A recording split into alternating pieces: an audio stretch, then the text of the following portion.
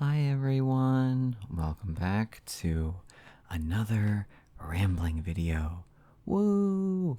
I just lowered my chair and it dropped me. Ow. I got a new chair recently and I'm still using the old chair controls. Oh man, I have so many things to tell you coffee mugs about because I really like rambling you guys to sleep because it gives me an opportunity to just talk endlessly, and I don't even have to worry too hard about saying anything wrong because we're not following a script, we're just going along with this, and it's perfect because as I speak right now, I'm in the process of writing the next part of Caspian's Lonely Vampire series audio because a lot of you have been asking for it, but excuse me, a lot of you have also been asking for some ramble videos because some of you prefer when I just simply talk to you in my normal voice, so that's what I'll do. So consider this that. I did also receive a DM pretty recently where someone was requesting a ramble audio, so like I said, consider this that. And oh boy, this particular audio, I'm going to be telling you guys about one of my favorite hobbies, which is tabletop stuff. Woo! For real though. Before I get around to that, I do have some stories to share with you all. So curl up, get comfy if you'd like, or play this while you're playing games or doing the dishes. I'm not going to judge, or blast it on your TV, because I guess some of you coffee mugs do that. That was very interesting to learn about. I've been blasted on TV speakers, headphones, computer speakers, laptop speakers, phone speakers, earbuds. It's really crazy to think about, actually. Anyway, so I am curious if by now any of you have noticed a difference in the audio quality. And no, I haven't gotten a new microphone. I'm using the same one I've been using for the past couple of years. But, so as some of you may or may not know, 2025 is a pretty good example. At the start of the year, I was living in student residence because I was studying. I had been for 5 years studying.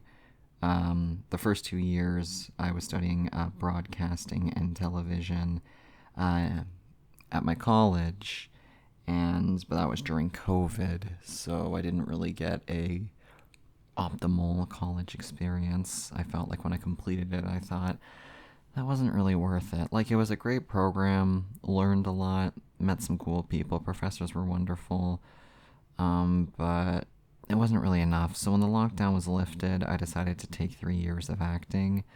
And if anyone happens to be on the fence about going to acting school, like if any of you are actors and you think the same thing I did, which was, I don't know, I'm already pretty good at this, I don't really need to go to acting school, what more could they teach me? Trust me, if that's your mindset, you need to go to acting school more than anybody else. I thought the same thing. I was such a ego-fueled fool. How wrong I was. There was so much to learn there. But anyway, so, yeah, starting at the beginning of the year, I was living in student residence, and I had to work around the schedules of my roommates. I had a lot of different roommates over the years. And honestly, I could do a ramble video of them alone. I don't know if I did. You know what? I could talk about them. Why not? We got time. But first things first. Yeah, so I had to work around, like, roommates. I had noisy neighbors. There were, like, other things. And then I was able to find a house, if you can believe it. So right now, I'm in, like, an actual legitimate house now, which is wonderful. It's certainly been a change of pace from what I'm used to, though, like living away from family and such. I mean, yeah, I've spent the last 5 years living in student dorms away from family, but, they were always, like, kind of close by. In fact, in the final year, my sister Pillow was actually also living in student dorms, pretty much like a 5-minute walk from where I was, which was really cool. But, yeah, now it's like, new house, couple of roommates in it, Thankfully, the soundproofing is a lot better in this house. So all that to say, not only am I in a new house, which I moved in a couple of months ago, oh man, it was a crazy process because I moved into a new house. But when I got there, the room I was supposed to move into was under construction because the night before, like the literal 24 hours before, the house had suffered water damage from a crazy storm. I think if my landlord could have like swung it, I probably wouldn't have moved in there for another like month or so because I was more or less being thrown into a different like a broom closet essentially. That's hyperbole for you guys' amusement. I wasn't literally subjected to cruelty, but I was thrown into a very small room where I could, barely set up, and I didn't really unpack all my stuff because I didn't really think there was a point to it since what's the point of unpacking all my stuff if I'm just going to have to pack it up again and move to another room in like a week? It didn't take a week, it took a month. But, yeah, so the room had suffered water damage, so they were fixing it up, and it was really noisy, so I couldn't quite record. And then even when I tried to, a few days later, we lost Wi-Fi, so I couldn't even upload anything. So I had to wait for the Wi-Fi to come back. And then, even after that, I learned that apparently my voice travels through the vents. So all of my roommates upstairs could hear me. Like, one of my roommates comes downstairs one day and she's like, hey, are you like playing games right now? I'm like, yeah, how do you know? And she said, well, I heard you saying some weird stuff. We can hear you in the vents. Oh man, I don't know if I'm allowed to talk about it on a safe for work audio, but I was talking about Baldur's Gate, and specifically a certain spell that our favorite wizard has cast on his assets, and we'll leave it at that because that was loosely implied in the game. And I guess they heard every word of it, and I was like, oh, goodness gracious. But yeah, so I had to figure out a way around that, because as some of you may know, like, they know I'm a voice actor, so I've told them before, if you hear me shouting some strange things, I'm probably just recording. But, there are some audios where that explanation only goes so far. But the room was eventually finished. Where's my water? I grabbed a glass of water.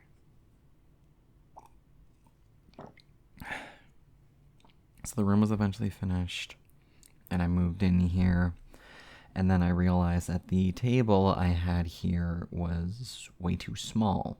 It could only really fit one monitor, and I like having a dual monitor setup. I'm hoping soon I can get a third monitor, but I only had one single monitor, and I was in a very cramped corner of the room, so I thought, I need to buy a table. So I went out to go and get a table, and the closest store that sells tables is about a half an hour walk, and there's no way if I bought a table I'd be able to drag it across town for half an hour, because I don't have a vehicle right now. So my wonderful mother, she was on a long backpacking trip for a few months, but she came back into town at one point. She lives 2 hours from me, but she came to my town, the town I live in. My town, the town that I own. The town that I live in, and she helped me pick out a table. Except not really, because we were looking at tables, and none of them really worked. They were either too small. Actually, no, that was really the only problem. They were too small. There was one that was good, but it was really, like, awkwardly shaped, so it wouldn't have worked. So I had to order one online. But we did at least buy a chair. So we were able to take the chair and, drive it home. And I assembled the chair, and that's the chair I'm currently sitting in now, because my last chair was really squeaky. But this one, hopefully, is not squeaky. I'm going to recline for a second. Whoa. Whoa, that feels really weird. It's one of those ergonomic chairs. I thought if I'm going to spend a lot of money on a good chair, I need to make sure it's a good one. And I have, like, chronic back pain, so having an ergonomic chair was, like, absolutely a must. I'm just kind of adjusting the background. Hope it's not too loud. If it is, I'm officially done now. But yeah, so that table, we had to wait for it to, for it to come in. Because I had to order it online. And my mom was gone and back down the road. So she wouldn't have been able to help me bring it to the house. But I was like, well, whatever. We'll cross that bridge when we come to it. Well, the table arrived a week and a half earlier than it was supposed to. Like, that was crazy. Which made me happy, but also just the tiniest bit suspicious, because I'm like, did I somehow accidentally order a table a month ago and just completely forgot about it? Actually, hold on. I'm going to check the status of the order right now on my email. That just hit me. Online order. Okay, that's just a bunch of promotions. I did get a few other sponsorship offers, actually, on my business account, and I still have no way of knowing, whether they are legit or not, because one of them looked pretty legit, but I'm not sure. I have no way to know. Okay, here's the order invoice. Yeah, it wasn't supposed to arrive until, the 28th. Is there, tracking? I don't see tracking. Oh no. That's really weird. Well, anyway. No, if another table shows up on the 28th, I'll know. But yeah, so the table shows up, but it was incredibly heavy. It was left in my driveway, so I tried picking it up, and it was so freaking heavy, and it was going to thunderstorm later that day. So I thought, I don't want to leave, it wasn't assembled. It was all packaged up in a big box. And I'm sure it would have been protected in the cardboard, but I don't know. Cardboard and water don't mesh together great. So luckily, my friend King Max I, who voiced Lucas in Blackheart Academy, just so happened to be stopping by that day. So when he came by, I was like, hey, could you help me carry this in? He was like, yeah, no problem. I got you. So we dragged it in.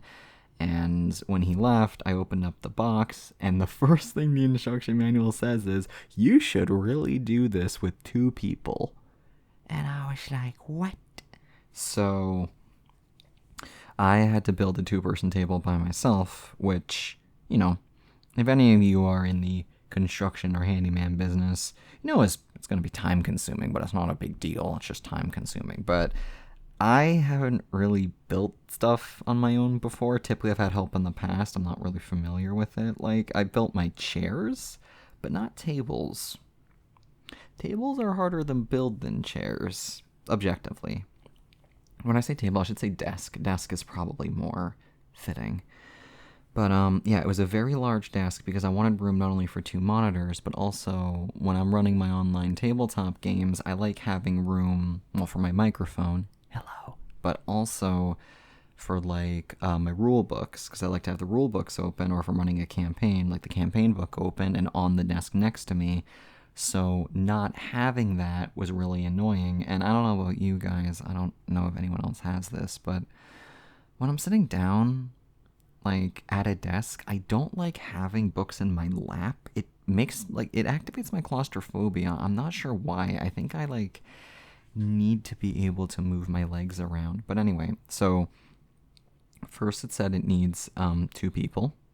Then it also says, here's a tool you need, which you don't have. Here's another tool you need, which you have a dollar store knockoff of.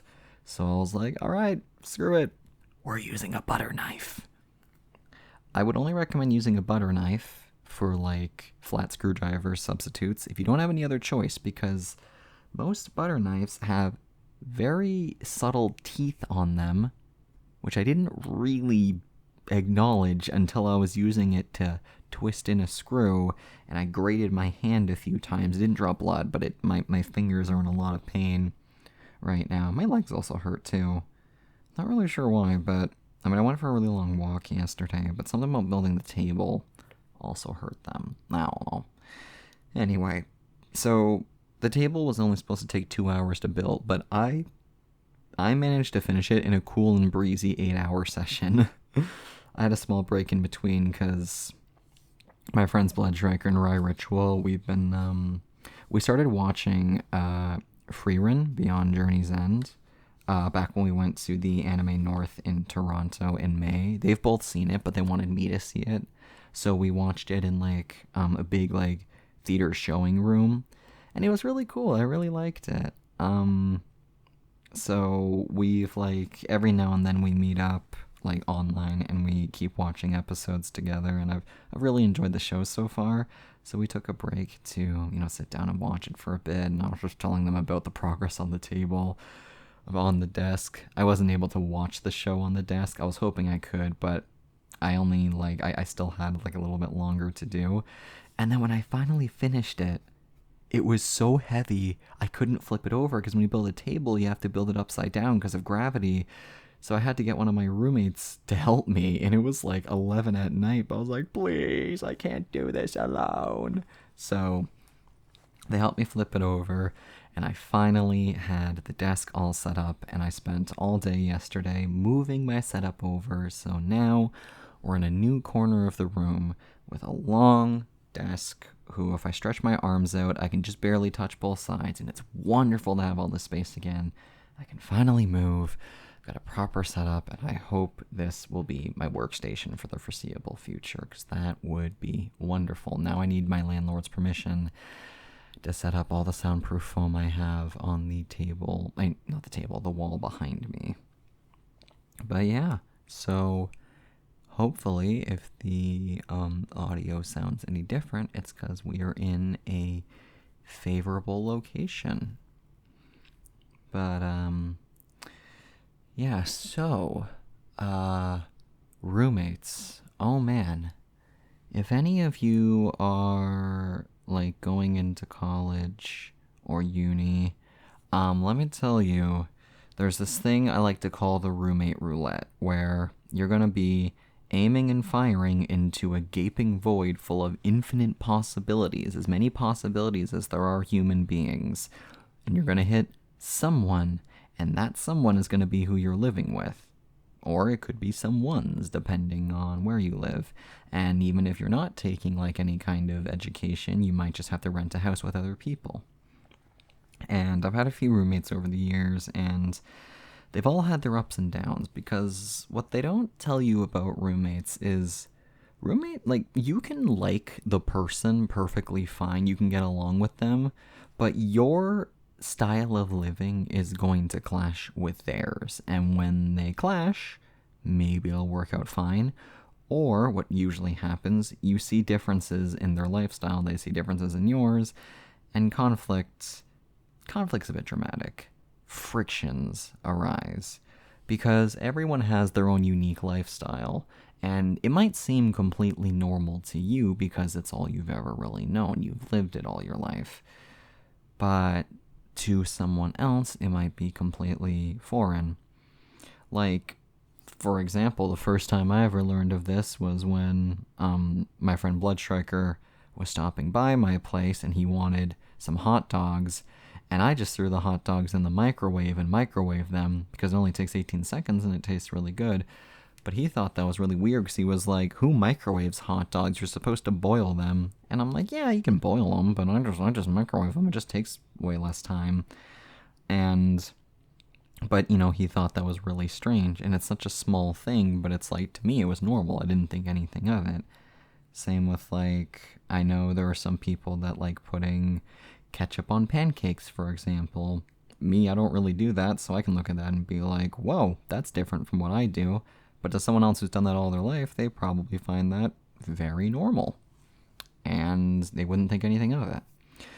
So, first roommate I ever had in my first year was very loud. He'd make a magnificent stage actor on stage voice alone, because he was very loud, not even intentionally, not only in his voice either. When he walked around, you knew where he was at all times, because you could hear him thumping around. And whenever he talked so loud, his voice penetrated through the walls. And I don't remember when I started a warm coffee mug. I'm pretty sure it was the second semester while I was living with him.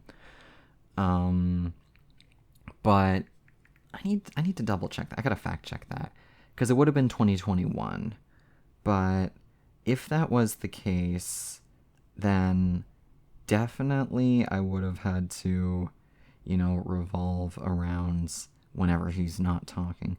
Oh, by the way, just while I'm sorting through my channel here, YouTube recommended I opened up a community tab, which is what I did. So there's a little thing called the community tab now, and if I understand it correctly, I'm not certain, but I think you coffee mugs can post anything you want in the community tab on YouTube. I think it's only mobile, I'm not certain. But yeah, so things like fan creations or comments or threads can be there. The only catch is whenever you post something, I have to approve it first, so I'll see anything you attempt to post. But yeah, if any of you want to give that a shot, because I'm kind of learning how it works myself. I know I can post things there too. I posted a few of my, posts on it. Some of them from really, really long ago. Like I remember I made a poll about, a Neko character, and looking at it today, I'm like, I forgot I did that. But yeah, 2021, so I would have been roomed with him at the time. So yeah, if I'm remembering correctly, when I started off recording, anytime I was like recording and then he'd go on a phone call with someone, I'd have to stop because you could hear him in the recording. Then my second roommate, I almost forgot he existed because he didn't really do much, except he would spend 3 hours a day in the bathroom, and it was so disgusting. The amount of times I had to use the washroom and then he'd go in there for 3 hours was ridiculous. I thought that was bad. It got worse, but we'll get to that. So then, my third roommate, because I decided to stay in residence over the summer for my transition between broadcasting to acting, my third roommate was the worst roommate I've ever had. He genuinely made me scared for my safety, because I remember I was just sitting there in my room one night and he started beating his wall, like between us. I heard like bam, bam, bam on our wall, and he was yelling so many slurs, so like angrily. They weren't directed at me, but it was still horrifying. And he stole my food as well. I'd put food in the fridge and then it would just be gone the next day, and I wanted to confront him, but I was genuinely worried he'd kill me. And then I remember one time he cooked some Kraft dinner in like a cooking pot, but he left the Kraft dinner in the cooking pot for weeks. And if you know anything about food, it gets moldy after a few days, so imagine what weeks out, would do to it. And you might be wondering, well, Coffee, why didn't you just dispose of it? I'm very stubborn as a roommate. Even if the mess is in my space, if I didn't make it, I'm like, it's not my problem. It's not my responsibility, is probably a better way of putting it. Someone else made a mess. It's not my responsibility to clean it up. It's theirs. Which is an incredibly hazardous mindset to have if you have that kind of roommate, but I am nothing if not stubborn. Don't worry, I suffered for it. My sister pointed out how problematic that kind of mindset is, and I'm like, yep. But I feel like if they make a mess and I clean it up, they're going to think, oh, I can just make any mess I want and Coffee will clean it up for me, and then they'll keep doing it. Excuse me. I don't know if I'll make a good father with that mindset. Anyway, so I got to the point where I had to move out, but when he moved out, so he gave me the biggest middle finger he could have, because as it turns out, he was also in the process of moving out, and if I had waited one more day, I wouldn't have even had to leave my room. He would have left. But instead, he was moving out, he left a bunch of his trash behind, and he stole my silverware as he left before I could do anything about it. I didn't even realize it was gone until I was moving. So, yeah, I filed a complaint, and I don't know if residents ever did anything about it, but yeah. Nevertheless, I moved into my new roommate's room, my fourth roommate. He ended up being the coolest, though.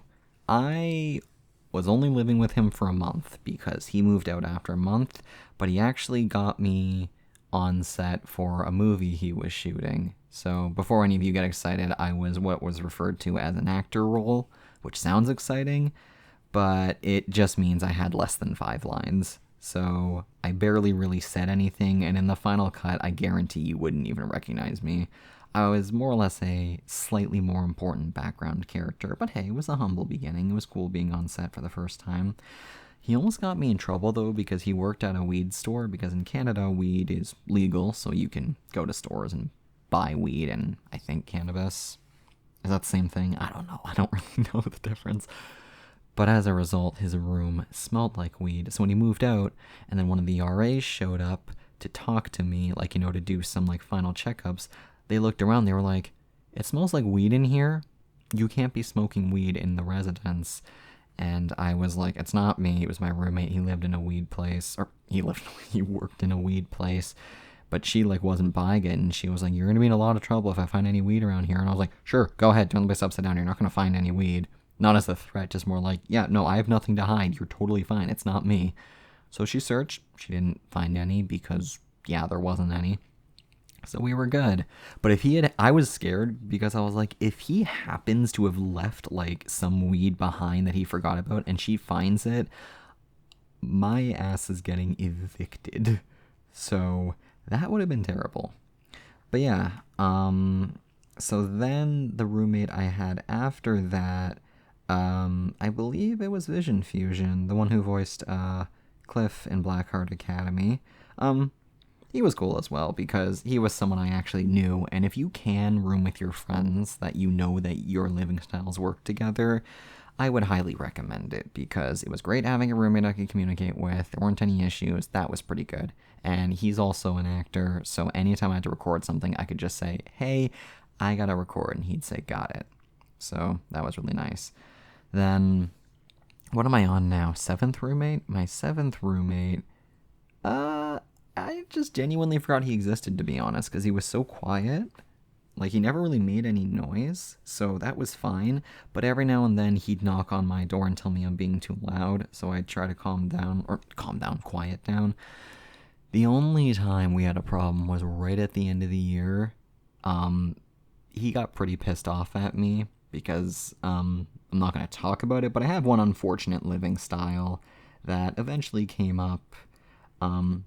That makes it sound really bad. No, it's just like, I failed to clean up sometimes, and he got really ticked off, so he left me an angry note just saying, like, you know, clean this up, and I just basically was like, oops, yeah, I was being a bit of a jerk, so I just wrote back, sure, took care of it, sorry, and he talked to me afterwards. He said, like, okay, you know what, I heard a lot of nightmare stories from, like, my friends, but what more or less happened was, like, I'm really angry at you. But then your response was, yeah, fair enough. And I was like, oh, didn't realize you were cool like that. So, yeah. So we agreed to disagree at the very end. So that was cool. Then I had the place to myself for a couple of months, and that was wonderful. Then my 8th roommate wasn't around for long. But 2 crazy things happened. His ex showed up at our door one time and tried to break in. Like, she had stalked him, like, legitimately stalked him all day, and one of his friends came over, but then she tried getting in. She opened the door, and, if I hadn't have been in the kitchen, she would have just walked in, but, my bluff. I tried to bluff, but I didn't do a great job because she was like, where is he? And I'm like, I think he's out right now. And she was like, his car is here. And I just froze up because I was like, I don't know if this woman's going to kill me. But yeah, she eventually left. So that was creepy. And then the other thing that happened was he would bring his girlfriend over quite a lot, and putting it lightly, let's just say that they are quite vocal about how much they love each other when it comes to nighttime. You can imagine.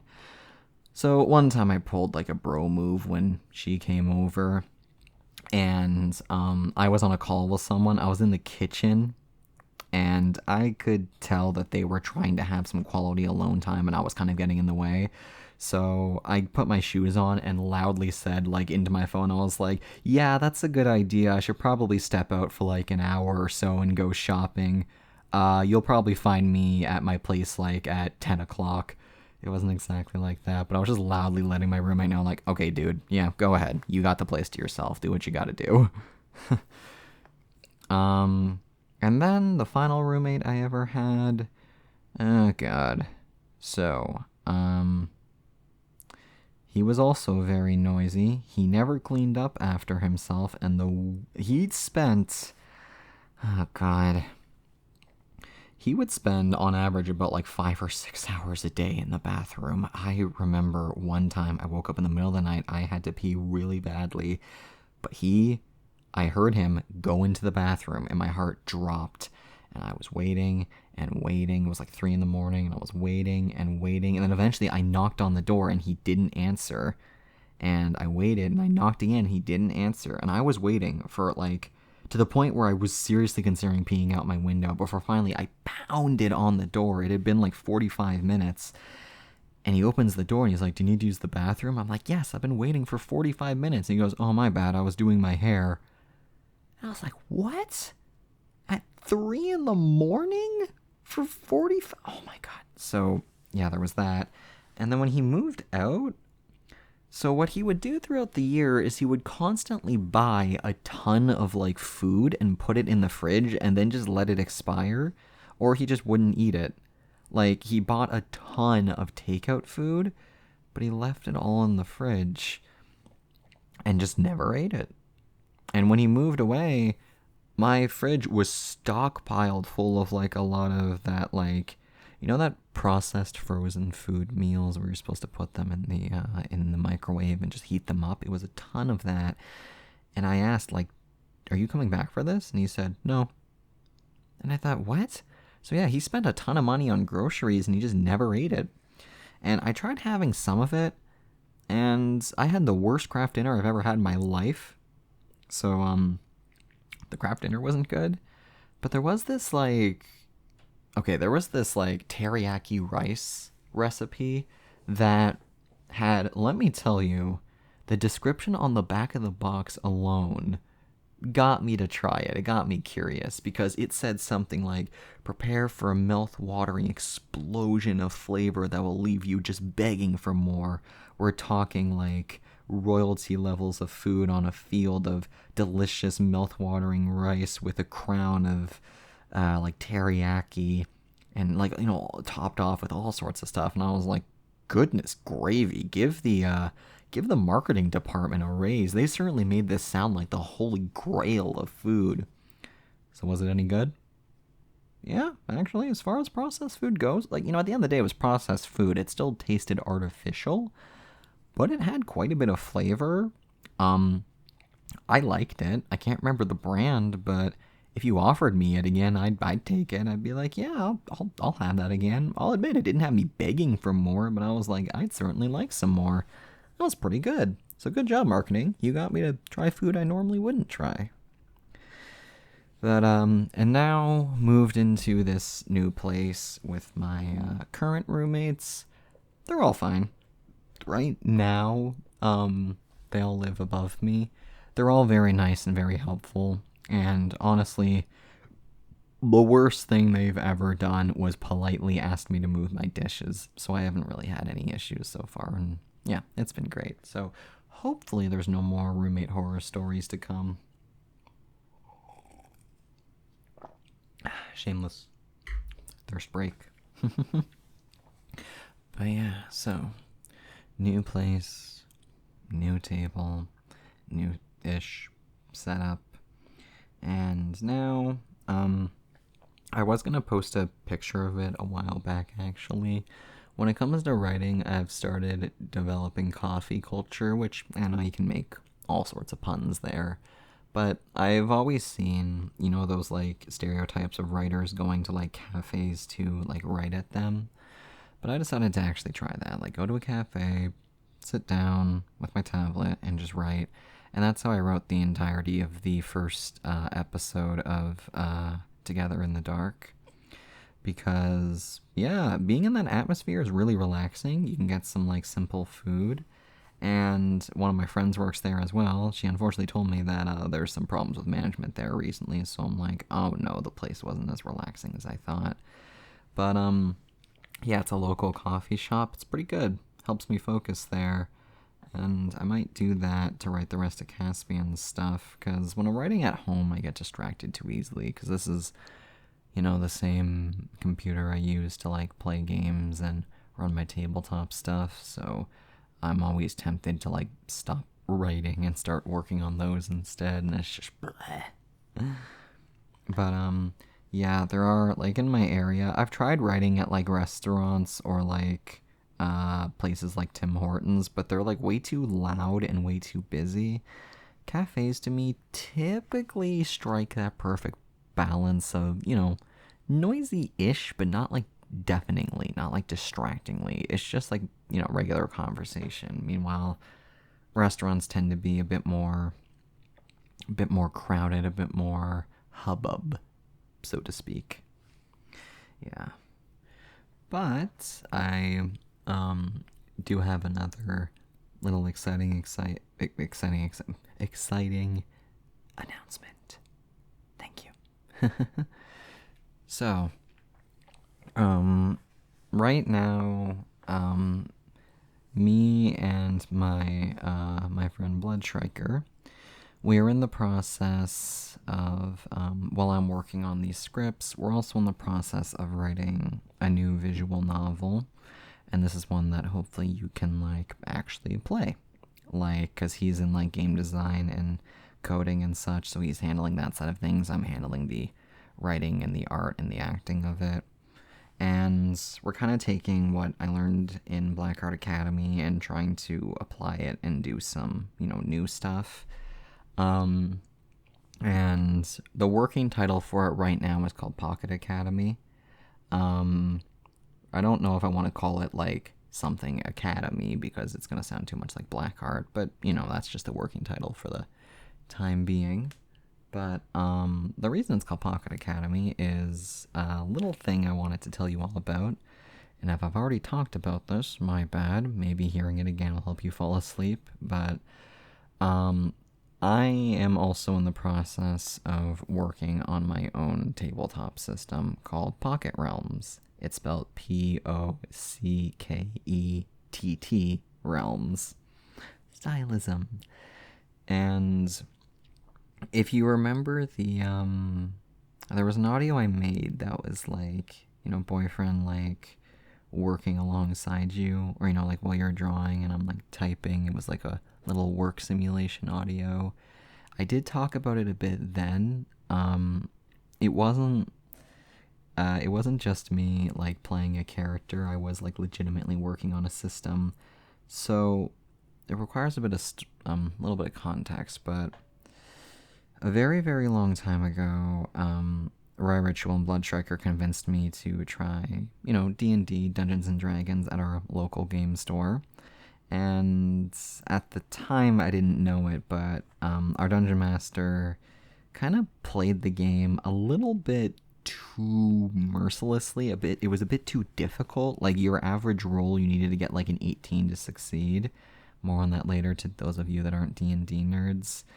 And I remember walking away from the store one day and talking to them and saying, like, I like the concept of the game, but it's just a little bit too hard, and not, like, in a fun way. It's just, like, unfair.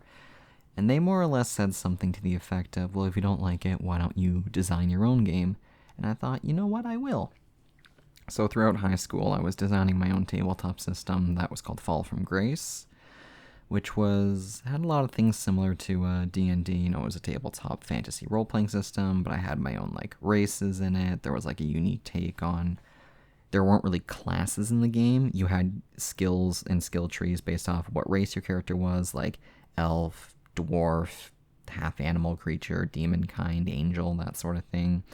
You had your character's fighting style, so, like, defensive, countering, analytical, nimble, sneaky, crafty, that sort of thing. And then heavily inspired by Metopia, there were skills based off of your personality, like optimistic, energetic, kind.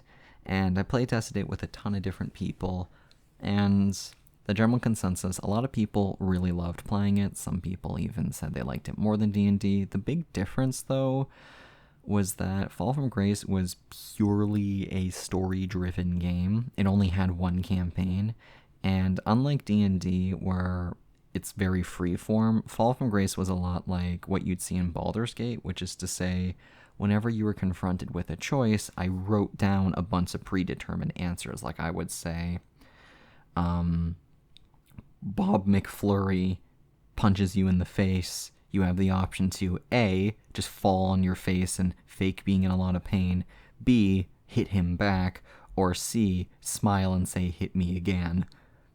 And, things like that. And people would pick which one they wanted to go with, and the story would progress from there. And overall, learned a lot running that. But in the end, I stopped working on Fall from Grace. I wrote 4 chapters of it. There were 4 chapters. When I got to chapter 5, I just kind of stopped. Rereading it now, there was some good stuff there, but it was also written during high school, so some of the writing is not very professional. I have corrected some of it just to give myself some closure, but that was my first, foray into making a tabletop system. Then I kind of dug it back up a little while ago, and for that particular audio, the one that I was working on, I don't know if any of you are going to see this coming, I decided to make a TTRPG system based on Sword Art Online, because I started rewatching Sword Art Online just for nostalgia purposes, because like a lot of people, it was the first anime I ever watched, and I remember not loving it. I always thought it had a cool concept, but the execution wasn't favorable in my opinion. If any of you like Sword Art Online, by all means, but I think a lot of people can agree that show is a bit flawed. I was rewatching it and I thought, okay, the concept of the in-universe Sword Art Online is really cool, like being trapped inside of an MMO video game, and the only way to escape is to beat it, but if you die in the game, you die in real life, and I thought this would make a really cool tabletop RPG system. So I started designing one, and the core concept of it was the Sword Art Online world, but with some changes. Instead of being called Aincrad, it was called Arbiter. There was a different developer instead of Akihiko Kayaba, the developer of it. You had a different character, and all of the main cast from the anime just didn't exist. Because if they did, then your characters would be pointless. So it was kind of like, write your own story. And we ran a beta test for it. I basically built it into a workable state, and we did a beta test for it.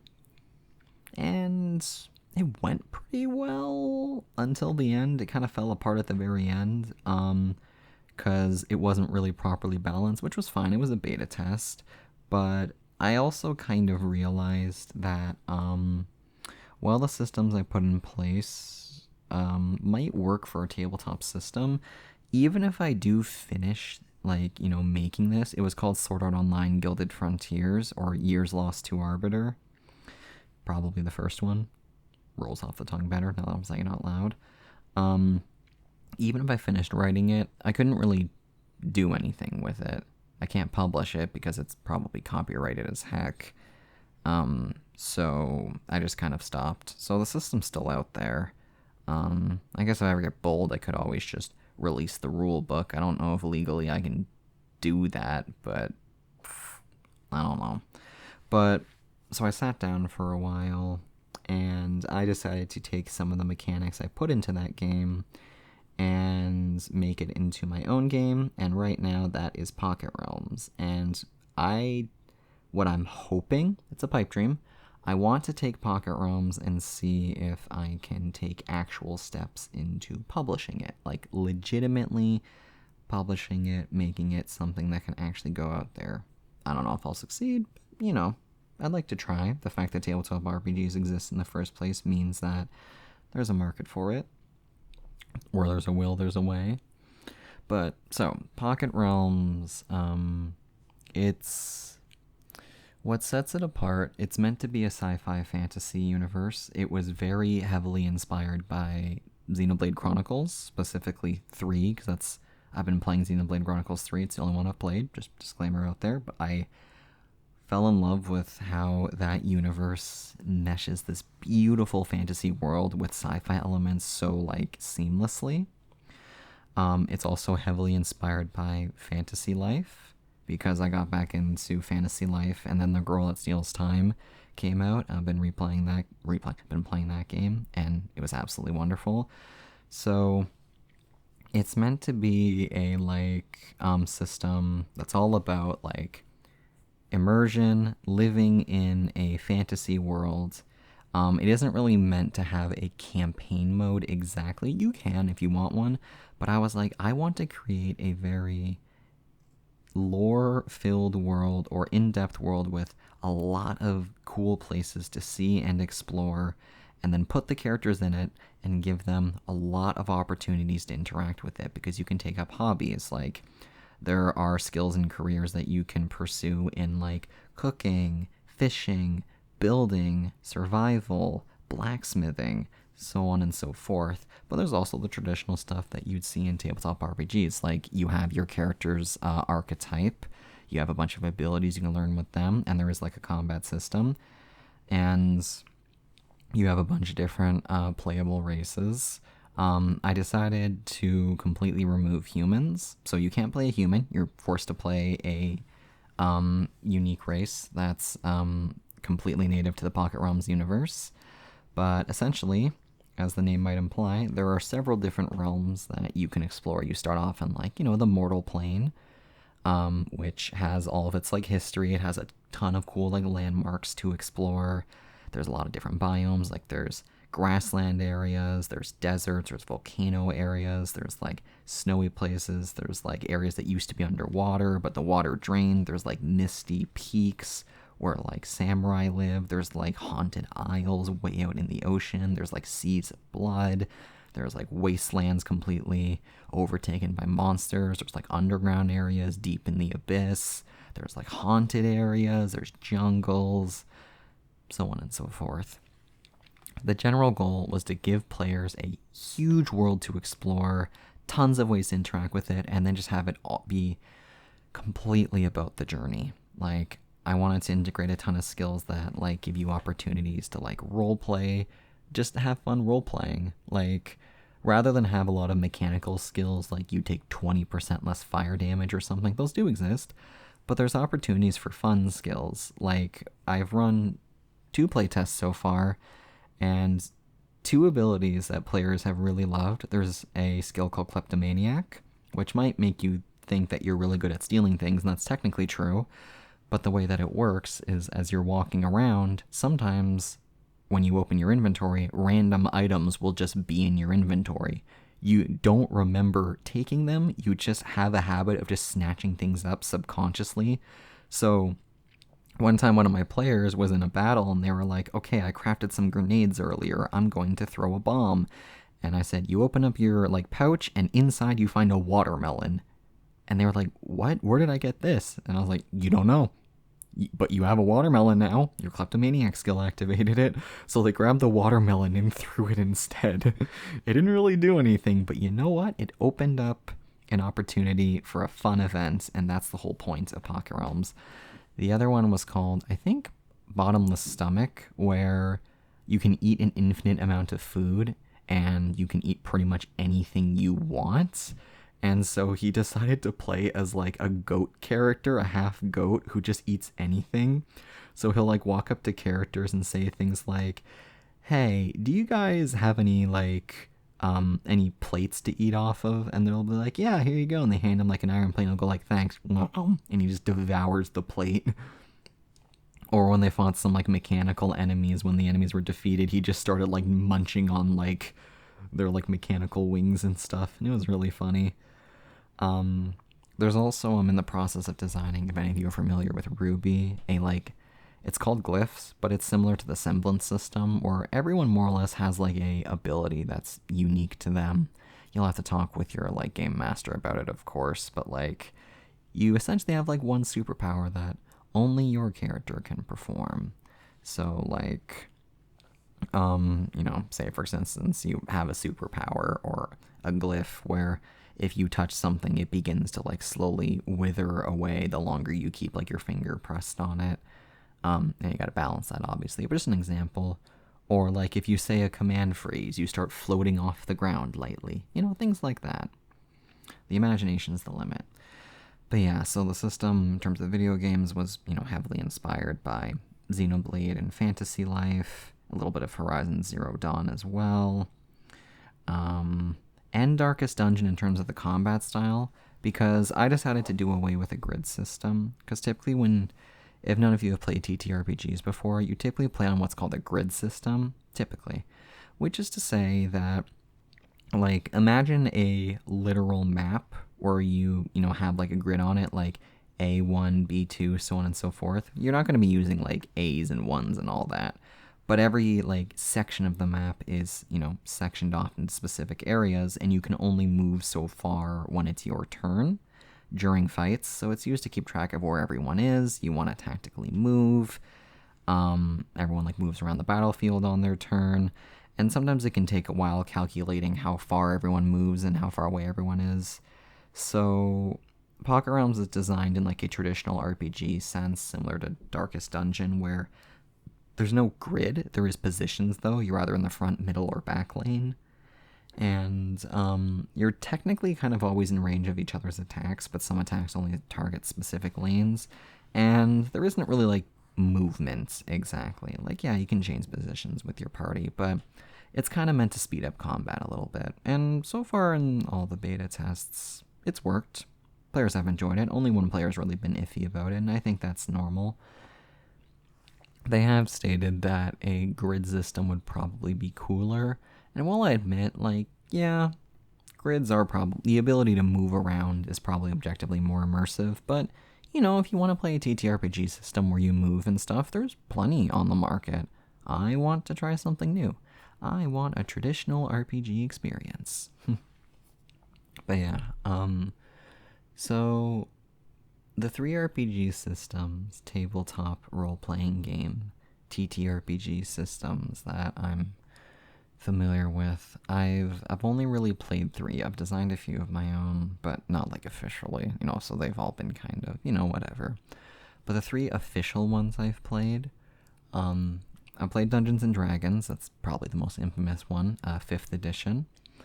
Then there's Cyberpunk Red, which if any of you are fans of Cyberpunk 2077 or Cyberpunk Edge Runners, those take place, I believe, around the year 2077. What gave it away? Cyberpunk Red is a tabletop role-playing game set in the same universe, but it's set in 2045 during what's known as the Time of the Red, which is kind of a post-apocalyptic setting where the sky was all red due to nuclear radiation. And, yeah, it focuses more on, like, there is melee in the game, but it focuses more on, like, gunplay and having, like, cyberware, which is to say you can get, like, mechanical parts for your character, like cyberware arms or blades embedded in your arms, or, like, helicopter blades on your back, or, like, different colored eyes, or, you can even, like, body sculpt to completely change, like, your body. Things like that. So it's got, like, kind of a, technology vibe to it. And one that I very recently gave a shot was Vampire the Masquerade, which I've quite enjoyed. It's certainly different to what I'm used to, because in that game, you're not really meant to be a good person. I typically like playing heroes in TTRPGs, but it is kind of fun to get to, like, have permission to embrace your inner dark side with everyone else in a safe setting. Granted, I've only really gotten to run it. I haven't really gotten to play it. But, so each system kind of has its own, like, unique little gameplay. Where, let me get my dice. Because I got my dice over here. And so for Dungeons and Dragons, little bit of education to those of you who haven't played. Whenever you want to do pretty much anything in the game that might require, or that has kind of a chance of, like, success or failure, you are going to roll a 20-sided dice. If you've played Baldur's Gate, you've seen it. So the 20-sided dice is exactly what it sounds like. It has 20 sides, ranging from the number 1 to the number 20. And whenever you try to do something, you're going to roll that dice, and then the Dungeon Master is also going to tell you beforehand what skill you're adding to it, which, by the way, so there's a player known as the Dungeon Master who is kind of an impartial judge. They're just meant to, like, run the world, run all the characters in it, and keep the story moving and moderate all the rules, while everyone else plays as a player, which means you have your character that you are speaking as, role-playing as, and interacting with the world as. So if I was the Dungeon Master and one of my players wants to convince somebody to, say, just come along with them on the journey, and that person, I might rule that person's hesitant, so I would ask that player, make a persuasion check. So they would look at their persuasion stat, let's say it's like +2, and they'd roll a 20-sided dice. Let's roll it right now and see what we get. 4. That's not good. So they got a 4, they'd add their persuasion, which is +2, that's a 6 in total. Odds aren't looking great, I'm going to be honest. So that would probably mean that they fail, and I would rule, like, whatever that person's reaction to their failure would be. They might just say, no thanks, I think I'm comfortable here. But if they rolled better,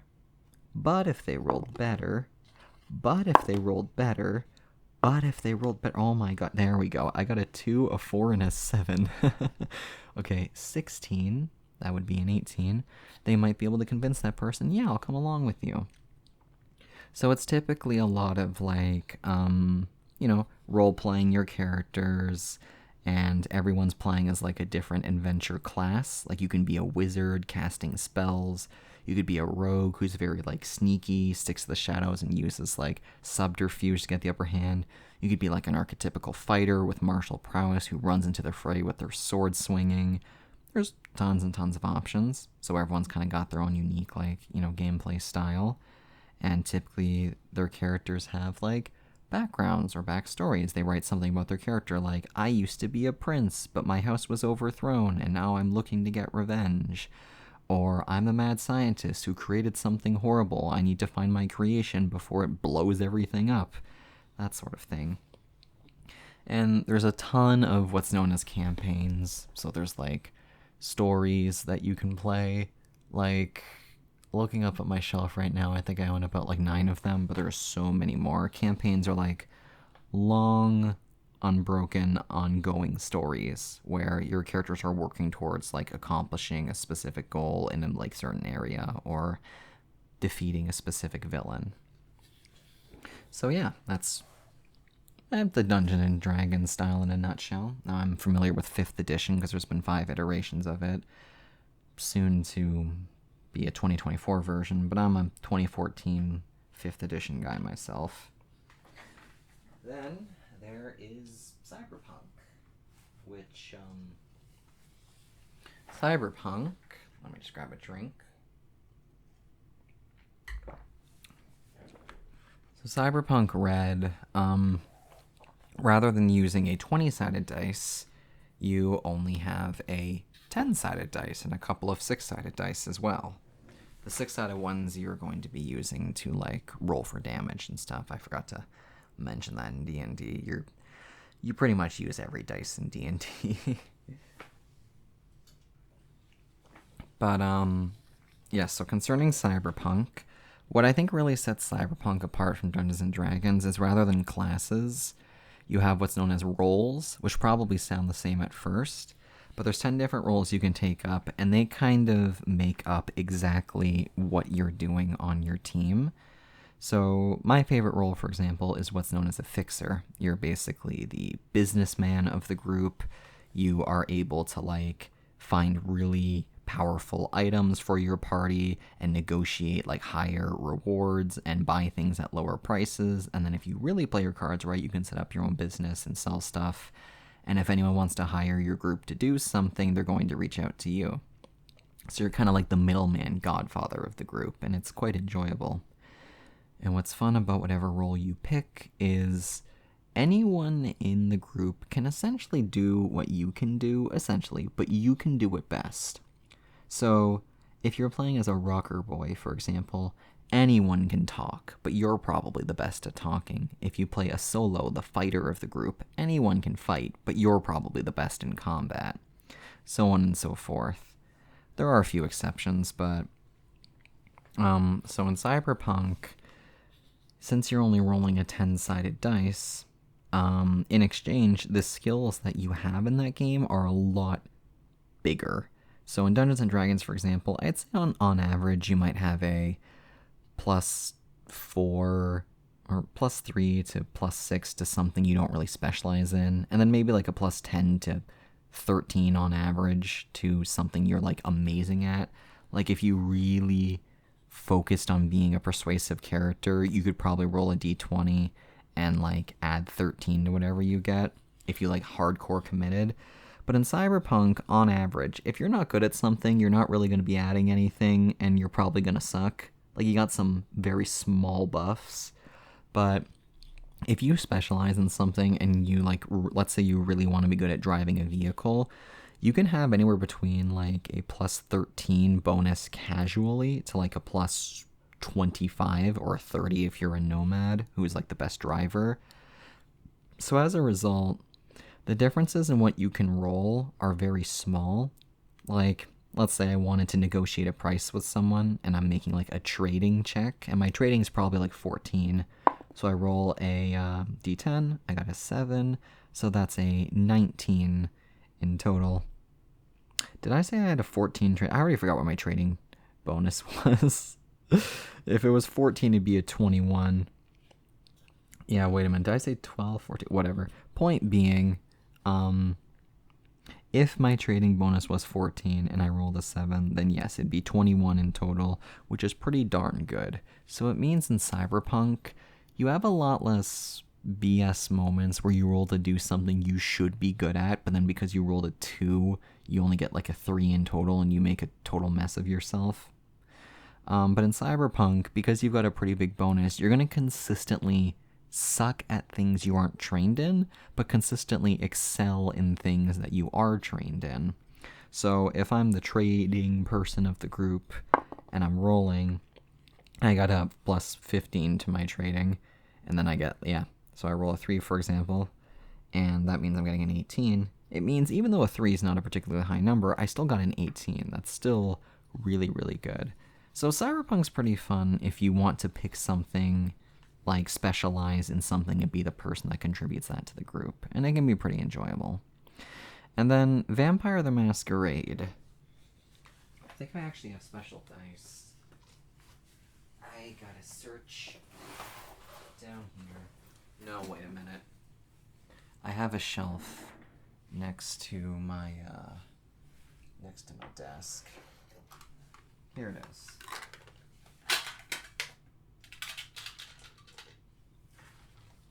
So Vampire has very specific dice, and I actually bought them. They have little Ankh symbols on them. So in Vampire, you kind of have a combination between two things. You've got your attributes, which is things like resolve, strength, stamina, charisma, manipulation. And then you have skills that kind of correspond with those. So you've got things like brawling or larceny or stealth or etiquette or persuasion or subterfuge. And throughout the game, so as the name may have given away, you play as a vampire, and you come from a bunch of different, you can pick a clan, which kind of allows you to play as a vampire from a specific like archetype of history. So for example, if you want to be like based off of the like hideous Nosferatu, there is a clan known as Nosferatu where you are like a monster. Same with like gangrel type vampires, which are like animalistic ones that live in the wild. Or if you want to be like one of the more refined, regal, royal type vampires, there's like the Ventru, who are like the politicians of the group. Or if you love like blood magic, there's the Tremere or Tremere, who specialize in just that. My personal favorite, although I don't love the series it comes from, are based off the ones from Twilight, which is the really attractive vampires, the charismatic manipulators, and I'll admit I love vampires, so playing as a really hot one is like, yes. But yes, I like being a very eloquent, charismatic vampire, and whenever you come across a skill check in that particular game, your storyteller, what they refer to, because in D&D, the person who runs the game is called the Dungeon Master. All of these games have someone running it. In Cyberpunk, they're called a Game Master, and in Vampire, they're called a Storyteller. Your Storyteller will probably determine what two skills you're going to combine, and you're going to build like a dice pool out of it. So let's say I have 4 Charisma and 2 Persuasion, and I want to try to convince someone to do something for me. My storyteller's going to say, all right, can you make a Charisma Persuasion check? So I add 4 d10s. It's d10s just like Cyberpunk. 4 d10s. And 2 additional ones from Persuasion, and then I roll. And for every 5 or lower that I get, I remove those from the pile. And for every 6 or higher you get to keep those. And those are considered successes. If you have a certain amount of successes, so for example, I just had 3, that counts as 3 successes. And they're going to rule, the storyteller will rule beforehand how many successes I would have needed to succeed. So if it was a pretty easy check, I probably only needed to succeed twice. So what's really fun to me about playing these different game styles is seeing all the different ways they incorporate the concept of dice rolling in creative ways. I think my favorite is Cyberpunk's. Vampires I'm a little iffy on. Sometimes I like it, sometimes I don't. And D&D's I'm neutral on. But I like Cyberpunk's. I like being able to consistently excel in things I'm trained in.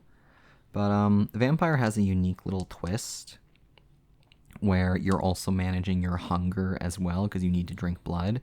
And like the thirstier you get or the hungrier you get, the more of your dice are bestial dice.